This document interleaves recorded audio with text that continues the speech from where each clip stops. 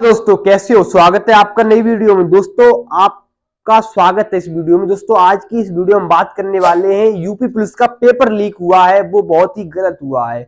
हमारे दिल को झकझोर गया है कि पेपर, हमको लग रहा था कि पेपर बहुत अच्छी तरीके से होगा, पर वो पेपर अच्छी तरीके से सरकार ने नहीं करवाया पाया। ये धांधली करने वाले लोग, दलाल लोगों ने पैसे बहुत लूटे हैं इस पेपर में। पेपर मुझे लग रहा था कि पेपर अच्छी तरीके से होगा, बट पेपर अच्छी तरीके से नहीं हो पाया।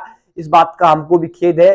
बच्चों जिन्होंने मेहनत की है वो घबराए नहीं, वो टेंशन नहीं करनी है। ये हम सभी, आप भाई बहन सभी मिलकर सपोर्ट करेंगे, ट्विटर पर ट्रेंड चलाएंगे और संसद में अपनी आवाज को बुलंद करेंगे। और बात आई ऑनलाइन फिजिकली प्रोटेस्ट करने की, तो हम फिजिकली भी प्रोटेस्ट करने के लिए तैयार रहेंगे। बट आप तैयार रहना। बच्चों में बता दें, हमारे उत्तर प्रदेश में अगर ऐसे मुख्यमंत्री, इनका नाम बहुत ऊपर हो, उन्हें उस स्टेट में अगर पेपर लीक हो रहा है तो बहुत ही गलत है। इतनी टाइटेशन नहीं है हमारे प्रदेश में जितना दिखाया जा रहा है। अंदर कुछ और है, बाहर कुछ और है। पर आपको लगता होगा ये पेपर लीक हुआ है, इसकी जिम्मेदारी कौन लेगा? एजेंसी लेगी, एजेंसी जांच करेगी, वो सब कुछ होगा। पेपर री एग्जाम होना चाहिए। मैं बता दूं आपको 17 तारीख का सेकंड का पेपर लीक हुआ है। कुछ प्रूफ में इस पर आपके स्क्रीन पर कुछ स्क्रीनशॉट दिखा दूंगा, देख लियो स्क्रीनशॉट। जे एग्जाम देने जा रहे थे उनके पास पहले ही एक पेपर आ चुका था और 18 तारीख का सेकंड शिफ्ट का पेपर लीक हो गया है। ये दोनों पेपर लीक हुए हैं, प्रमाण मिले हैं। बट आप पता नहीं फर्स्ट शिफ्ट के पेपर जो 18 तारीख का फर्स्ट शिफ्ट का भी शायद आई थिंक लीक हुआ है या नहीं हुआ है। पर ये पेपर लीक हुए हैं, इन शिफ्ट का पेपर दोबारा कराना चाहिए। फिर नॉर्मलाइजेशन हो जाएगा, उसके बाद सभी व्यवस्थित तरीके से हो जाएंगे। आपको पता है अगर एग्जाम बाद में होंगे तो इनकी कट ऑफ 240 260 के आसपास जाएगी। पर पता है आपको, इतना आप सपोर्ट कीजिए, आपको कुछ घबराने की जरूरत नहीं है। हम ट्विटर पर नंबर 1 ट्रेंड चला रहे हैं, आप सभी को आपको ट्रेंड चलाना। यूपी पुलिस लीक पेपर जो नंबर 1 पर ट्रेंड चल रहा है, वो आपको वहां पर भी ट्वीट करना है, जाके आपको सपोर्ट करना है। और आपको लग रहा होगा कि मैंने पैसे दे दिए। कुछ बच्चे हमारे यहाँ पर कुछ वीडियो देखने आए होंगे जिन्होंने पैसे दिए होंगे। आपको लग रहा होगा आपने पैसे दिए, आपने पैसे दे दिए। आपके साथी और साथियों ने भी पैसे दिए, उन्होंने पूरे क्वेश्चन करके आए, आप भी क्वेश्चन करके आए। कम से कम 1 लाख से बच्चे अगर ऐसे पेपर क्वेश्चन करके आए हैं तो उनका सिलेक्शन किसका होगा एग्जाम में? सोच के देखो। आपका भी होने वाला नहीं, ध्यान रखना, आपका भी होने वाला नहीं है। आपने पेपर पैसे देकर आपने पेपर ले लिया है, तो ये आपका सिलेक्शन नहीं होने वाला, आपके पैसे चले गए। मैं बता दूं सरकार ने बहुत अच्छा काम कर रही है। जहां पर डिमांड ज्यादा होगी और सप्लाई होगी। अब डिमांड इतनी ज्यादा हो चुकी थी, पेपर से 17 तारीख से पहले ही डिमांड हो रही थी कि पेपर लीक लीक लीक।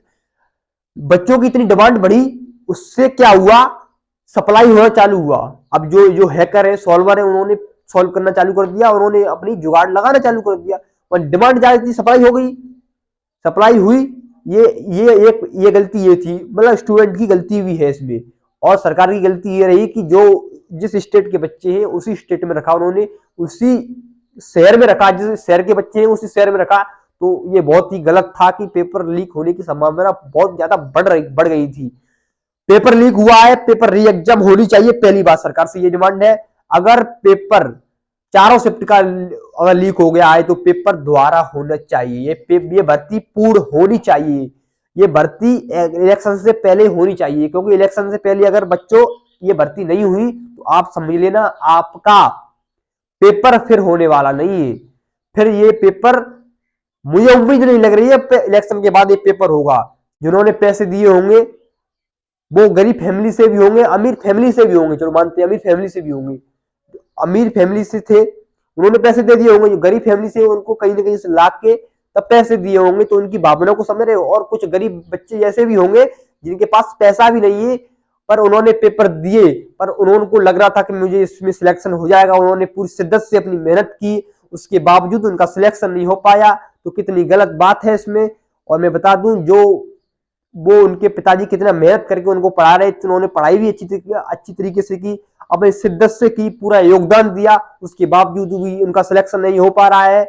जो काबिल है वो तो साइड से हो गए, जो ना काबिल है उसको अंदर अगर आने का प्रयास हुआ तो हम जो काबिल बच्चे हैं, इन्होंने वास्तविक मेहनत किया, उनके साथ रहेंगे। आप सपोर्ट कीजिए, ट्विटर पर नंबर 1 ट्रेंड कीजिए, संसद पर आपकी बुलंद आवाज जाएगी, मुझे पूरा भरोसा है। और बहुत सारे हमारे माननीय अखिलेश यादव जी ने भी बोला है मीडिया में आकर भी, अब मीडिया में भी कुछ इसकी ऐसी रिपोर्टें चलने लगी है, अगर मीडिया में चलेगी तो आवाज महावारी उठेगी।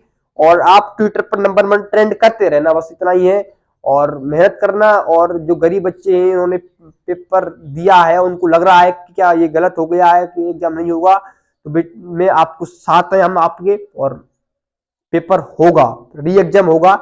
और यूपी पुलिस री एग्जाम भी ट्रेंड चलाओ, ट्विटर पर जो एक्स है उस पर चलाओ कि री एग्जाम होना चाहिए, और आप मेहनत करते रहना है। ये पुलिस का पेपर आपको ये निर्धारित नहीं करता कि आप अपने जीवन में असफल हो गए हो, आप सफल हो।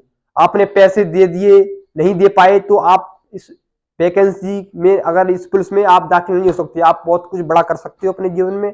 Best of luck. मैं इसी चैनल पर वीडियो इसी बनाने के लिए आया था स्पेशली, बहुत दिन बाद मैंने इस चैनल पर वीडियो बनाई है आपको मोटिवेट करने के लिए, कहीं आप डिमोटिवेट ना हो जाओ। आप और दूसरे एग्जाम की तैयारी कीजिए और मेहनत कीजिए।